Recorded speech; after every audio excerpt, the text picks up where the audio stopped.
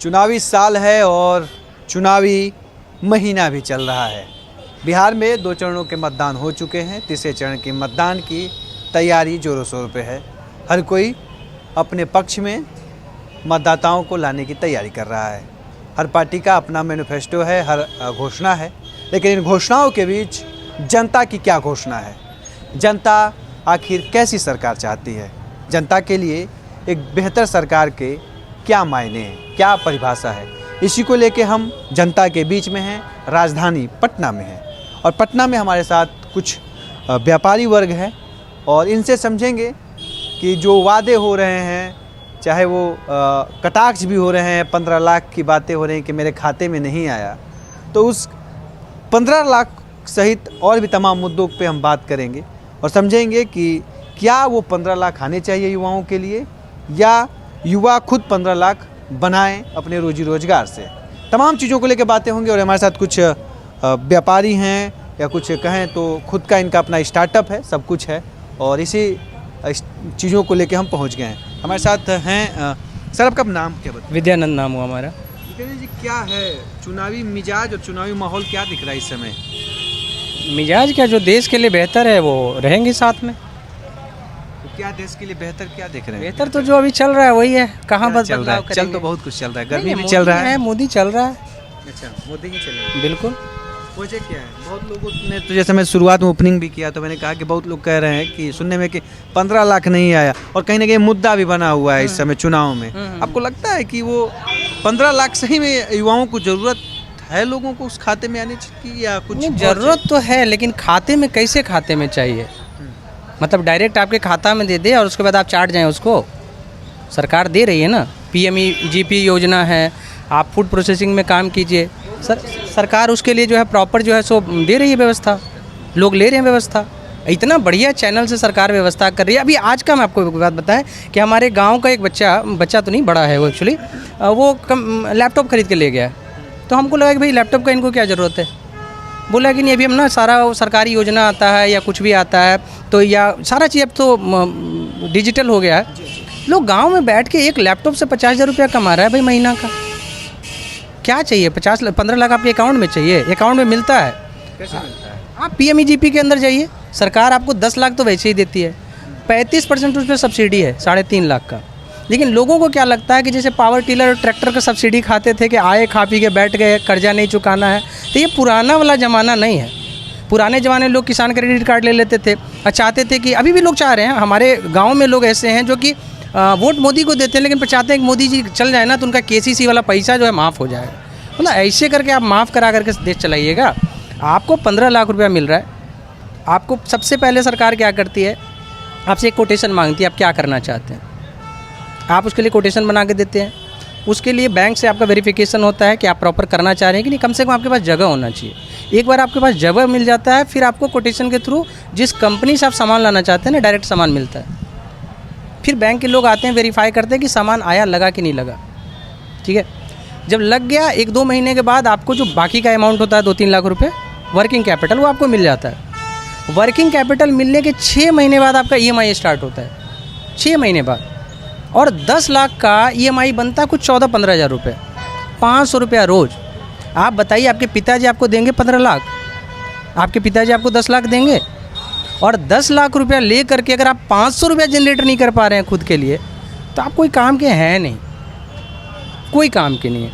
और सब्सिडी जिस तरह से आता है अकाउंट में, वो तो एकदम माइंड ब्लोइंग है। लोगों को लगता था पहले कि बस सीधे पैसा आ जाए, कुछ उनको खिला दें, कुछ उनको खिला दें। नहीं, यहाँ पे ऐसा नहीं है। आपका सब्सिडी आता है बैंक में, वो फिक्स डिपॉजिट रहता है। आप कुछ 14 या 15 उसका EMI पे करते हैं, जो नियर अबाउट 3 लाख के आसपास होता है। अब आप देखिए एक तरह से क्या हुआ कि आपको कोई काम करने के लिए दिया, फिर आप गुल्लक में पैसा जमा कर रहे हैं। आप 3 लाख के आसपास जमा करते हैं बैंक को EMI के तौर पे, और वो आपका 3.5 लाख का सब्सिडी रिलीज हो जा रहा है। तो आपको ना बिज़नेस सिखाया भी जा रहा है कि बिज़नेस ऐसे होता है। ये नहीं लाए, ये किए, लगाए, 6 महीना में खाली करके भाग गए, वैसे बिज़नेस थोड़ी होता है। रोजगार मुद्दा है, बिल्कुल मुद्दा है, रोज़गार हमेशा मुद्दा रहेगा। लेकिन रोज़गार ना कि नौकरी, पहले जब हम लोग 10th देते थे तो 60-70% लाने वाला तो स्कूल टॉपर रहता था। अभी तो गजरा मुरे भी 80% ला रहा है, और उसका भी दावा है कि हम ग्रेजुएशन कर लिए भैया, हमको नौकरी, ग्रेजुएशन कर लिया, आता क्या तुमको? क्या आता है भाई? नौकरी तो सीमित है ना, जनसंख्या बढ़ते जा रहा है। आपको रोज़गार तो मिल ही रहा है, रोज़गार करना नहीं, रोज़गार में लगता है बॉस मेहनत। रोज़गार कर रहा है गुजरात का लोग, रोज़गार कर रहा है चाइना का लोग, बिहार के लोगों का रोज़गार होगा? मजदूरी करेगा जाके कहीं पे, उससे रोज़गार थोड़ी होगा। रोज़गार में बहुत धैर्य लगता है, रोज़गार मजाक थोड़ी है। जो मुद्दा उठाए जा रहे हैं बिहार में, तो क्या लग रहा है?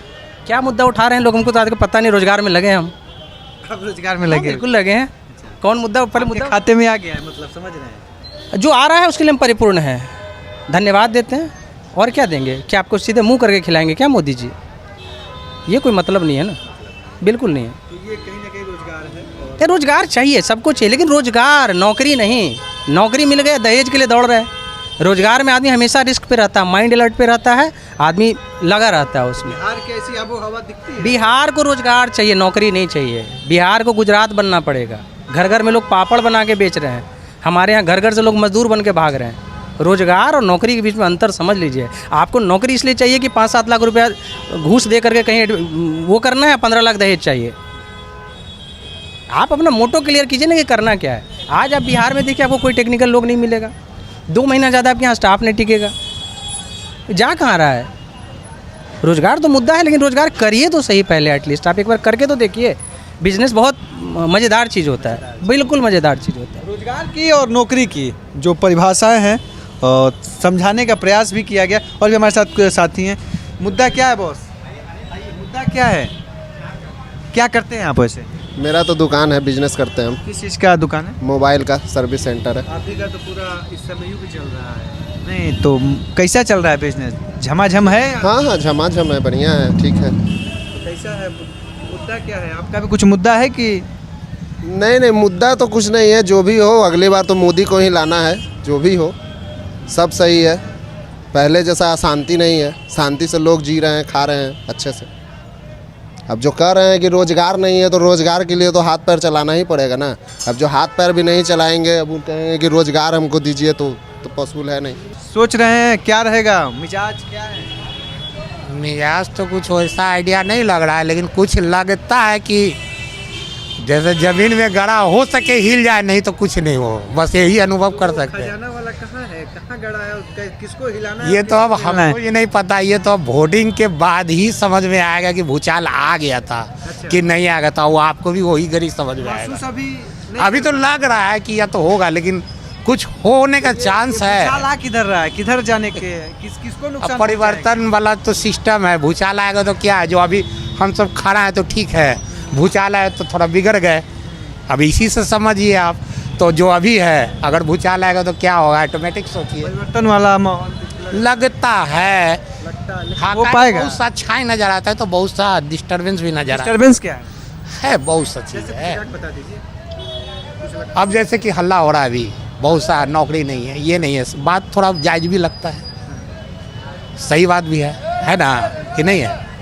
आप ही से पूछ रहे हैं ना, यही सब कुछ है। मुद्दा तो रोजगार का हमको तो जहाँ तक समझ में, वो आज़ादी के समय से ही चलता आ रहा है, हर चुनाव में ही रहता एक है। चीज़ और है, 70 साल से भी तो सब जी रहे थे, हम आप आज भी जी रहे हैं। आज भी, पहले भी इजीली थे, अब तो और परेशानी में जा रहे हैं। कितना हूँ, अब यही देखिए, अब 1 महीना चल रहा है, 1.25 महीना चल रहा है इलेक्शन का। अब इलेक्शन मतलब आचार संहिता लागू। आचार संहिता लागू के मतलब क्या हुआ, पूरा व्यवस्था थोड़ा डिस्टर्ब होना एक तरह से होता है ना, इतना लंबा प्रोसेस नहीं होना चाहिए। तो ये है चुनावी मिजाज। कुछ चुनावी में कहते हैं कि इस बार थोड़ा सा कहीं ना कहीं 2 चरणों के मतदान जिस तरह से हुए हैं, उससे थोड़ा सा वोट प्रतिशत में कमी आई है। लेकिन धीरे धीरे ये उम्मीदें जगी हैं कि शायद आने वाले समय में मतदान प्रतिशत बढ़ेगा। और जिस तरह से इस समय तापमान चल रहा है, 40 से 44 के बीच में राज्य के अधिकांशतः जिलों में तापमान है, उस बढ़ते हुए तापमान में धीरे धीरे चुनावी तापमान भी बढ़ रहा है। और अब देखना होगा कि आने वाले दिनों में कैसे ये तापमान वोट में तब्दील होगा, किस पार्टी को सबसे ज़्यादा मत पड़ेंगे। लोगों के 2-3 लोगों से मेरी बातें हुई, हर किसी ने अपने अपने तरीके से रोज़गार और नौकरी को लेके विश्लेषण किया और बताया कि कैसे बदलाव की ज़रूरत है या फिर उसी सरकार को फिर से एक बार आने की ज़रूरत है।